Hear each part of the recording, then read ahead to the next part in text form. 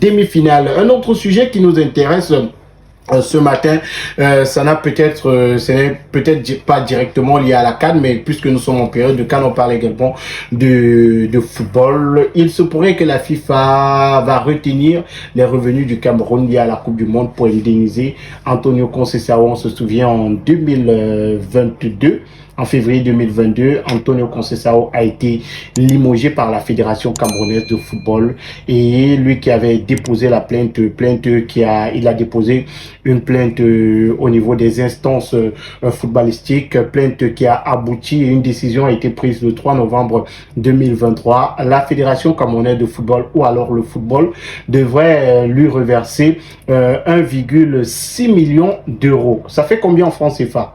On va un peu faire le calcul rapidement. 1,6 million d'euros. Voilà. On fait le calcul rapidement pour nos auditeurs. Une énorme somme que le Cameroun doit aujourd'hui débourser à Antonio Conceição. Il pourrait même avoir un surplus qui sera déboursé parce qu'il se pourrait que jusqu'ici, la somme d'argent n'a pas été reversée. Je crois que c'est comme je te le disais en off. Hein. Je pense que c'est normal parce que moi, je trouve rien d'anormal là. Dans le fait qu'on l'ait limogé, qu'on l'ait... Non, dans le fait que la FIFA doit retenir... ah, ok. Dans le fait que la FIFA doit retenir les retombées de la Coupe d'Afrique, la Coupe du Monde pour reverser à Antonio Conceição. Et c'est comme moi je te disais, je pense que lorsque Eto'o prend la tête de la FECAFOOT, il s'est un peu trop précipité, il s'est un peu trop précipité en chassant Conceição parce que je pense qu'il était sur une très bonne marge avec les Lions. Il était en train de construire quelque chose et ce sont ces petites erreurs qui font perdre beaucoup au Cameroun, que ce soit 1,40 milliard. Voilà, qui font perdre beaucoup au Cameroun, surtout en argent. Tu vois, voilà une somme d'argent importante qui allait forcément aider soit la FECAFOOT, soit je ne sais pas, bref, le football camerounais. On n'allait pas augmenter le prix du carburant. Voilà une importante somme qui allait aider le Cameroun et le football camerounais en général, mais à cause d'une erreur de précipitation, parce que bon voilà, aussitôt qu'il a pris les rênes de la FECAFOOT, il fallait qu'il commence ce n'est pas Conceição qui est le problème du football, qui était le problème. Déjà que cette année-là, nous étions troisième à la Coupe d'Afrique organisée chez nous. Donc moi, voilà. Eto'o a été trop pressé. Il n'a pas laissé. Il aurait dû laisser Conceição aller finir son contrat et puis laisser Conceição partir, ne plus renouveler le contrat, le laisser partir et de telle sorte que nous on sorte gagnant par rapport à tout ça, par rapport à le travail que Conceição allait faire et en argent également. Ben voilà qu'on a presque tout perdu parce que depuis le départ de Conceição, l'équipe nationale du Cameroun, on a complètement plongé, on a perdu en notoriété, on a perdu en tout et on a perdu financièrement. Donc moi je pense que du point juridique, c'est normal. Du point juridique, c'est normal qu'on doit l'indemniser parce que c'est nous qui avons décidé de rompre le contrat. Ce n'est pas Conceição qui a rompu le contrat. Et je ne sais pas quels sont les conseillers juridiques de Samuel Eto'o qui l'ont conseillé de faire ça, mais moi je pense que c'est la première grosse erreur qu'Eto'o a commise lorsqu'il a pris les rênes de la FECAFOOT.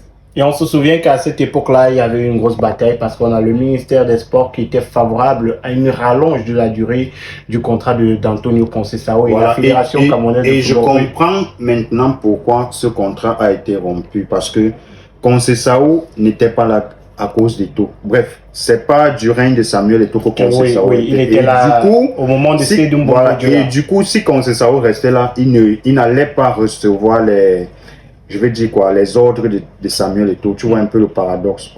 Il allait plus travailler forcément avec le ministre des Sports. Tu vois un peu. Donc moi, je comprends aujourd'hui que peut-être il a été écarté. À cause de ça. Samuel Eto'o voulait avoir quelqu'un, un homme de main. Tu as compris. C'est tout en fait. Parce que sinon, je ne vois pas la raison pour laquelle on a enlevé Conceição. Si ce n'était pas pour mettre quelqu'un à qui on peut dicter la loi. Non, alors le problème, c'est la loi qui est dictée. La loi qui est dictée, gars. Voilà, et on se souvient, je disais tantôt, de cette bataille qu'il y avait eu entre le ministère des Sports et la Fédération camerounaise de football sur le sujet. Oui, sur le sujet. Et la Fédération camerounaise de football qui avait sorti une note pour rappeler au ministère des Sports et de l'Éducation physique que c'est la fédération qui a vocation à choisir le sélectionneur d'une sélection nationale au Cameroun. Tu comprends tout simplement que ce n'était pas une bataille footballistique, c'était une bataille qui n'a rien à voir avec le football. Et ça se prouve aujourd'hui, hein. Ça se prouve que l'équipe nationale n'est pas l'équipe nationale n'est pas à la merci du sélectionneur ni du coach. L'équipe nationale est à la merci de quelqu'un d'autre. Donc les autres ne sont que des figurants qui reçoivent des ordres, qui reçoivent des classements, qui reçoivent des tactiques et qu'ils implémentent. Au cas où ils n'implémentent pas, ils sont exposés à la... Tu veux nous parler des séances vidéo? Des séances vidéo, des séances coaching, tout ce qui va avec, bref, c'est visible et tous les Camerounais peuvent te le dire. Donc c'était véritablement ça. Dans tous les cas, l'argent qui était attendu que la FIFA devait donner, on va fouiller en profondeur sur cette information-là, les détails sur les sommes, les chiffres et surtout sur cette rétention que la FIFA va faire pour reverser à Antonio Conceição. Rappelons également qu'on a un procès en cours avec le Coq Sportif, un contrat également qui a été rompu pour One Sport, un procès qui est en cours et le Cameroun, si le Cameroun est perdant dans ce procès-là, devra également reverser de grosses sommes au Coq Sportif pour rupture abusive de contrat également. C'est toutes ces erreurs-là que je décriais ici une fois de plus. C'est toutes ces grosses erreurs. Lorsqu'Eto arrive que le Cameroun, que l'équipe nationale du Cameroun est sous contrat avec pas mal de personnes, notamment Coq Sportif. Et je ne sais pas ce qui a empêché à Samuel Eto'o de laisser que ce contrat arrive à expiration et puis passer à autre chose. Et dans ce qui a été dit par la Fédération camerounaise de football, c'est que Coq Sportif ne respectait pas les clauses du contrat, notamment les paiements en retard, la fourniture du matériel au Lyon. Bon, maintenant, après, si c'est avéré, je pense que quelque part aussi, et que ça a été... Toutes ces parties étaient mentionnées dans le contrat. Je pense que d'une part aussi on a raison parce qu'une équipe nationale, c'est pas... Je pense qu'à un moment donné, même nous tous on se plaignait qu'on voyait nos équipes nationales, que ce soit féminines ou masculines, on voyait nos équipes qui jouaient avec des équipements qui n'avaient pas de sens. On voyait nos dames qui jouaient avec des maillots des hommes on ne comprenait pas, qui n'avaient pas de survêtements et tout. On ne comprenait pas ce qui se passait. Donc je pense que quelque part aussi, lorsque l'honneur d'un pays est bafoué, c'est normal que certains contrats soient rompus pour non-respect des engagements et tout. Donc, bon, en ce qui concerne le corps sportif, je pense que c'est la justice qui va décider en fonction des preuves et des accusations. Donc moi je pense que en ce qui concerne le corps sportif, ça, c'est la justice qui va décider. Parce que quelque part aussi, on a raison. Il y a l'argent qui n'arrivait pas à temps. Il y a les équipements qui n'étaient pas fournis. Bon, même si Coq Sportif refute tout cela. Ils vont refuter. Est-ce que c'était pas visible? C'était visible. On a vu pendant longtemps nos filles jouer avec les maillots des hommes. Ils vont nous dire que c'était dû à quoi en fait?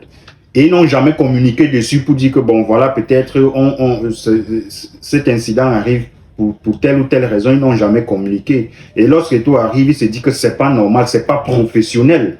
Et sûrement, avant même de poser cet acte, c'est-à-dire avant de rompre ce contrat, il a forcément attiré leur attention.